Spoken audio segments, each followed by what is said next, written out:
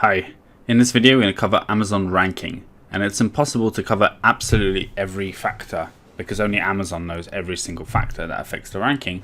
But what we're going to do is cover the main factors in this video. If you get these right, then you're 90% of the way there.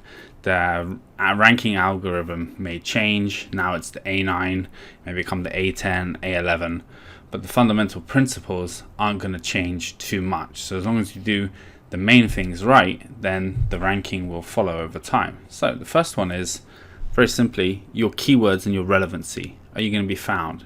If your product is called an aluminium baseball bat and someone searches cat toys, you're not going to be found, right?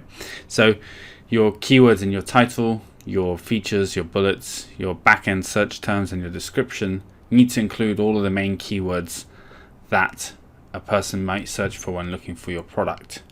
It's not the only way to be found, and we'll cover other ways in a minute, but if those aren't there, then your product's not going to rank because it's not searching. And I found that if you put a really long tail keyword, let's say aluminium baseball bats for kids under 1 meter tall, and you put that as your title, for example, and then you search for that, if no one else is using it, you rank straight away on the first page for it. So if few competition are using the long tail keywords that you've found and discovered, then you're going to rank much faster for those than others. So ranking, you can't rank if you're not relevant, if you're not even showing up for the search. So that's the very first thing you need to make sure you've done. And a lot of sellers build their product listing and then they never go back and improve it. So I would suggest reviewing it, having the top 2 or 3 keywords plus a long tail keyword in your title at the minimum. And we'll do a separate video on keyword optimization. Next, sales.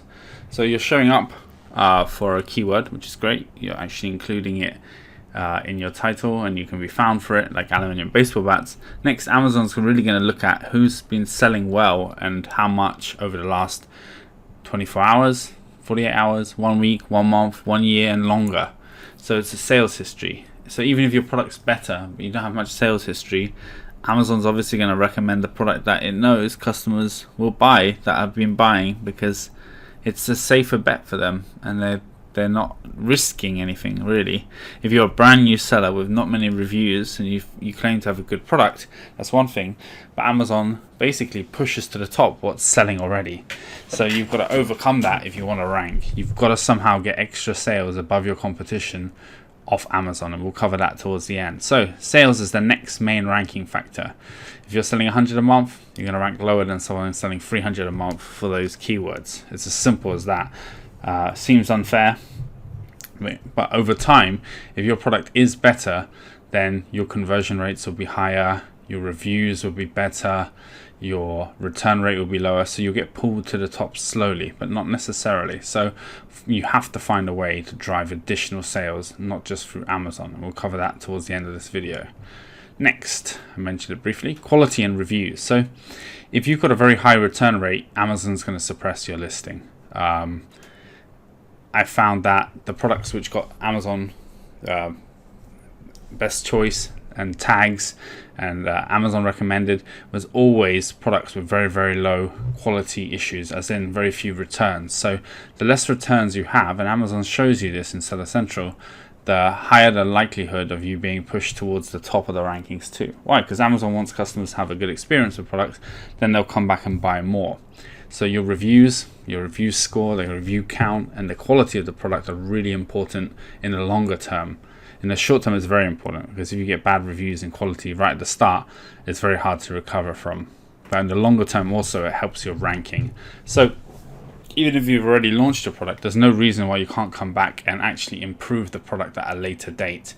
As in, okay, so I'm selling this 2-pack of mugs, and then there's some reviews coming in saying that the handle chips easily.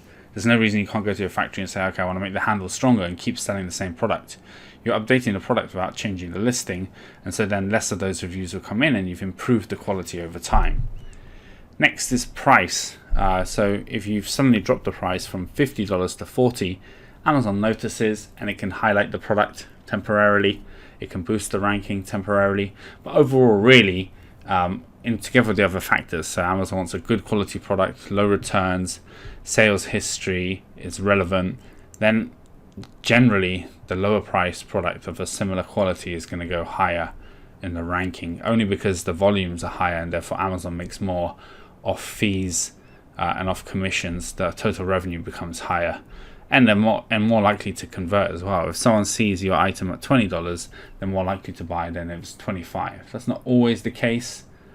Sometimes a higher price converts higher, but in general, your price can also affect your ranking. So it's best to test up and down. So if you're at 20, test 25, test 18, see what works best for you, what makes the most profit and the most sales. Next, conversion rate. So there's a lot of factors here.